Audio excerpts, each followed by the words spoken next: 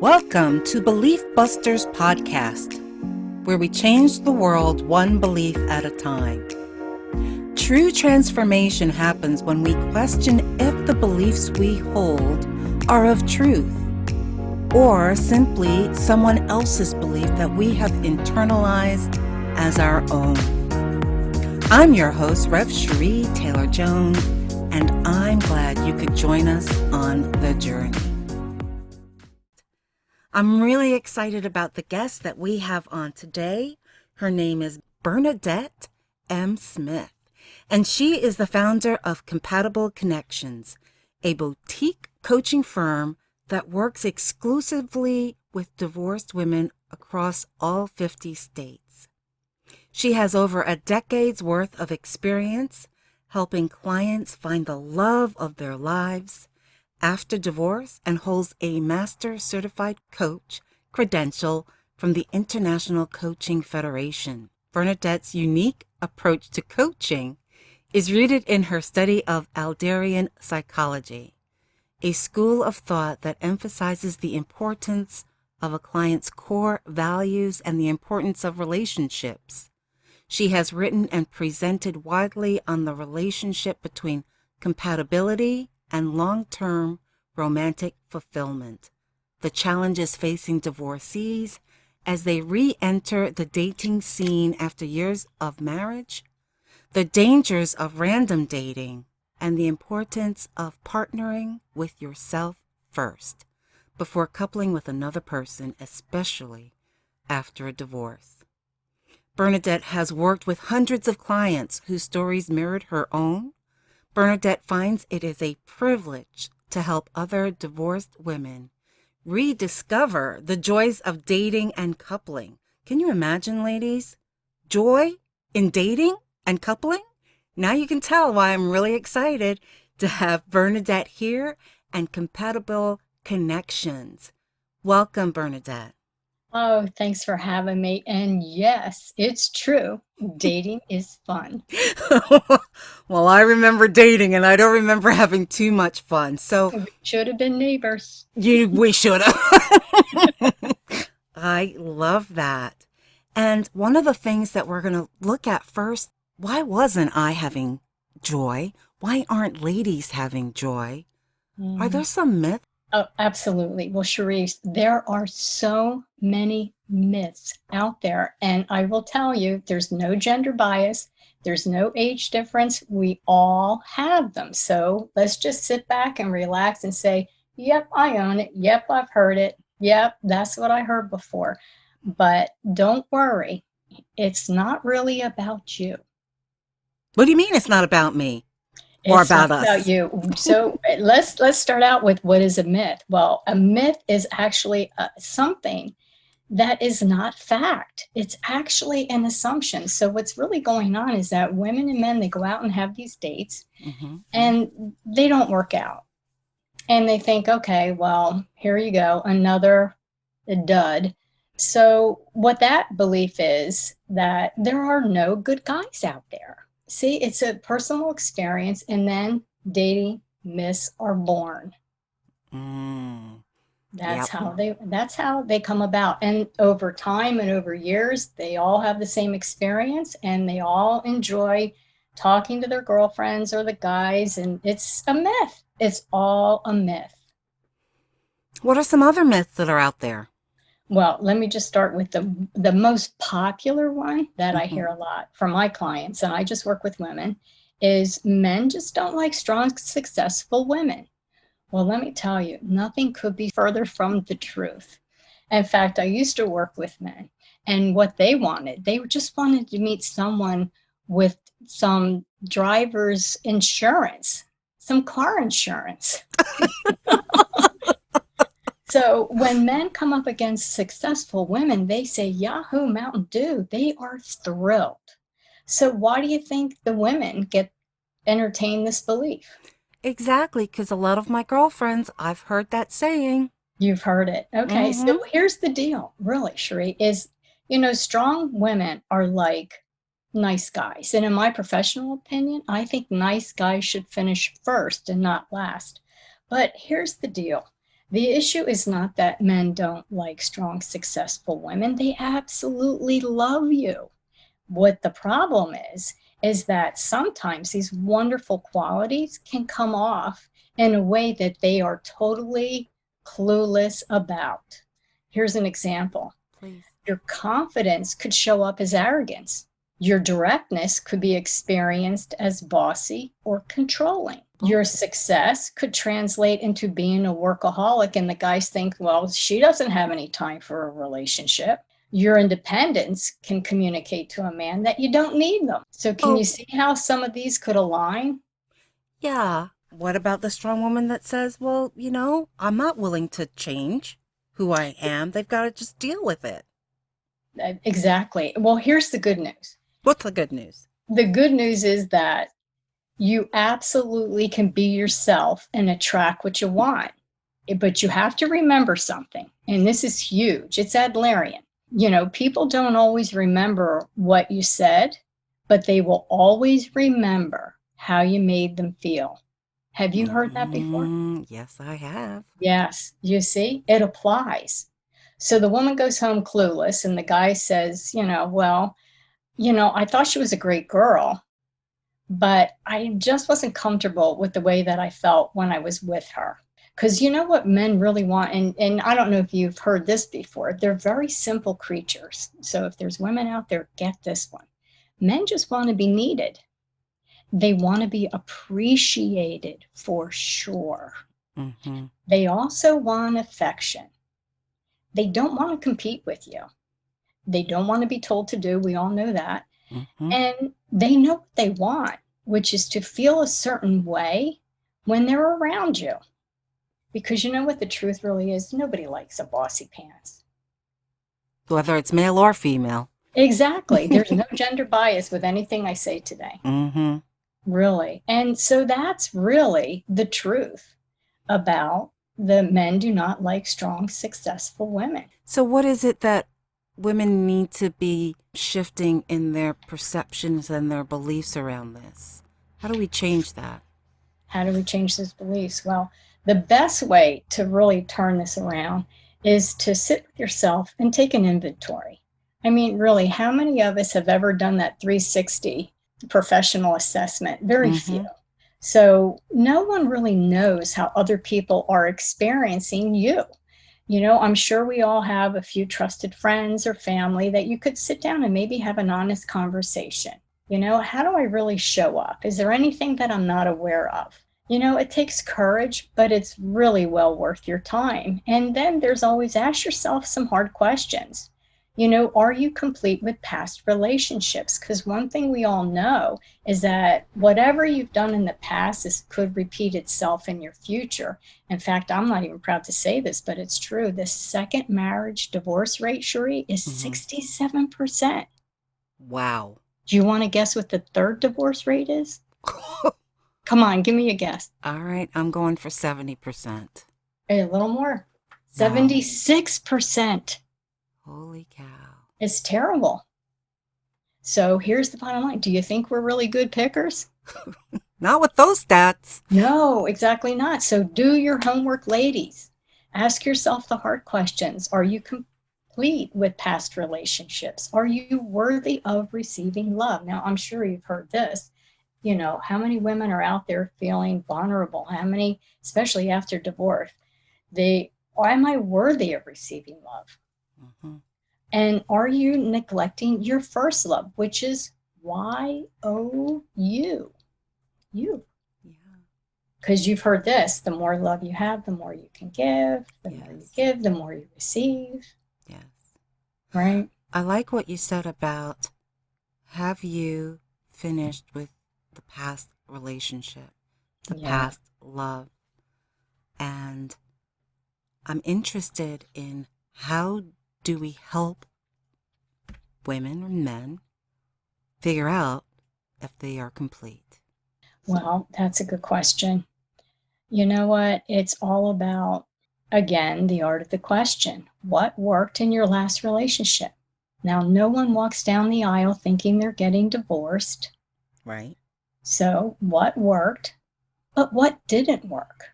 I call this the marital autopsy.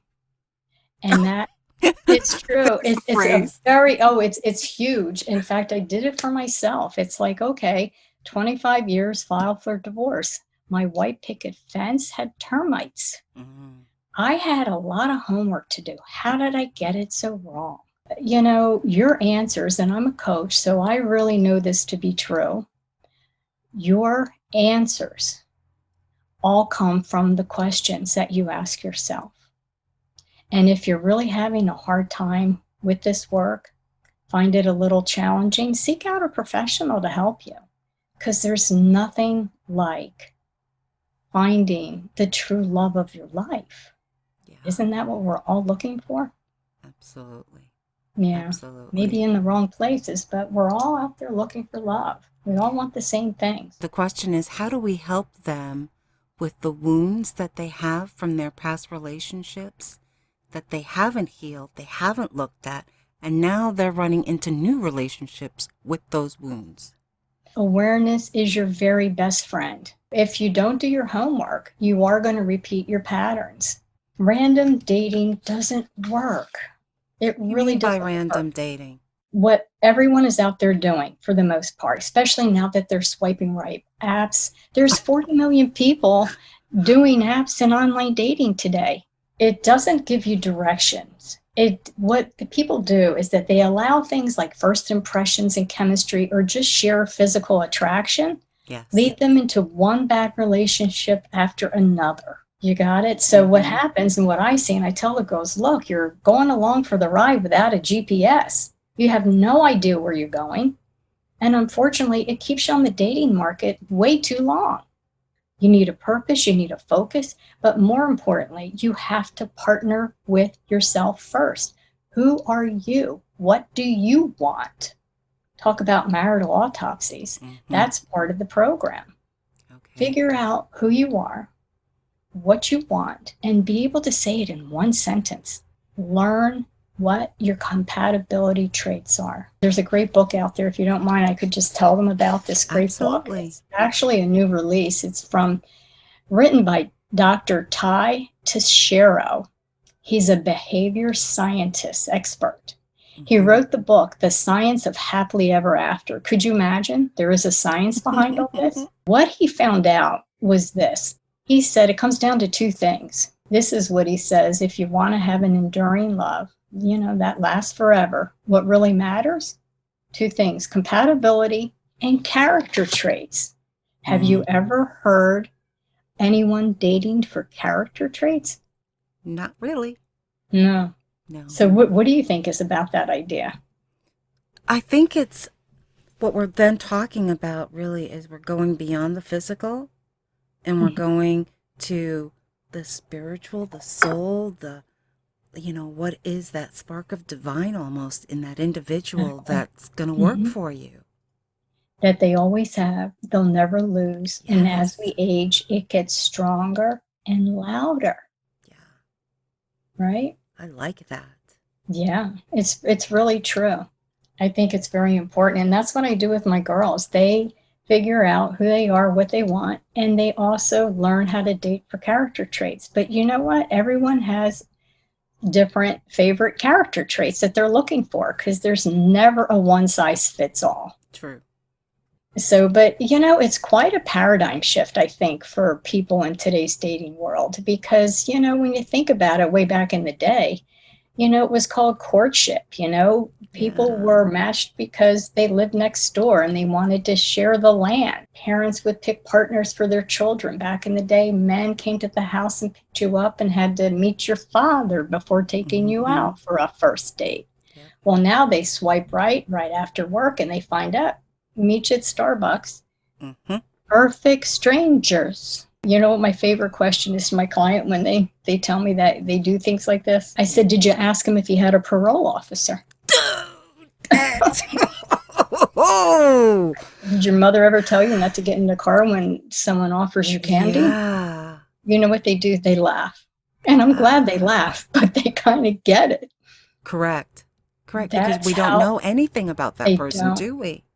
They don't. It's just amazing to me. So these women are so smart in the boardroom, and then when they get out in the dating field, they wonder, how come I have no control here? How come I don't know Hmm. what I'm doing? How can this be so hard? So, do you have some just basic steps to start this process to really give themselves permission to do this? You're talking about self awareness, you're Mhm. talking about emotional intelligence work on Yeah, very. themselves to like be ready to be in love with someone who's worthy of them. Relationships are built, they're not discovered. And so when you think about a skyscraper, the deeper the foundation, the higher the skyscraper. Hmm. So the four corner foundations to anyone who's looking to find a life partner would be, what are the four corner foundations to what makes you you, right? So what are your core values? And by core values, I mean the soul. Who are you at a soul level? What Hmm. would you stand up in the middle of a parking lot and talk about that's so meaningful to you? Hmm. You know, I really believe that when your values are crossed, they become deal breakers, and it's very, very true. So if you really want to know who you are at a soul level, get in touch with your core values. What makes you unique? And Yeah. then there's personality traits. I like to tell the girls, you know, opposites may attract, but eventually they attack. Oh, that's a good one. It is, Very and that's clever. my personal experience. I married an extreme introvert. I am introvert. I'm an extreme extrovert. Wow. So Yes. I had to learn how to get that need met through other venues, certainly not with him. Things that people really don't quite understand. But I tell you, it's what makes you compatible are your personality traits, your emotional needs. So you have to ask yourself the hard questions. What do I really want from an intimate relationship? Hmm. What's important to you? And I love that question, what's important to you, because you can ask it over and over. And it's a very useful question. And how do you deal with the women that are really just stuck on the physical attributes of the person? Get ready because that honeymoon ends. You fall in love with lust. It's fun, but I just don't want them to get hurt, you know, because they are perfect strangers and you never know. What's the one thing you want people to take away from our conversation today? I would say trust your gut. I would say introduce yourself to yourself brand new. Think about what your core values are and don't give up on yourself. And certainly don't give up looking for the love of your life. Would you tell our listeners what you do and how they can work with you? I am the founder of Compatible Connections.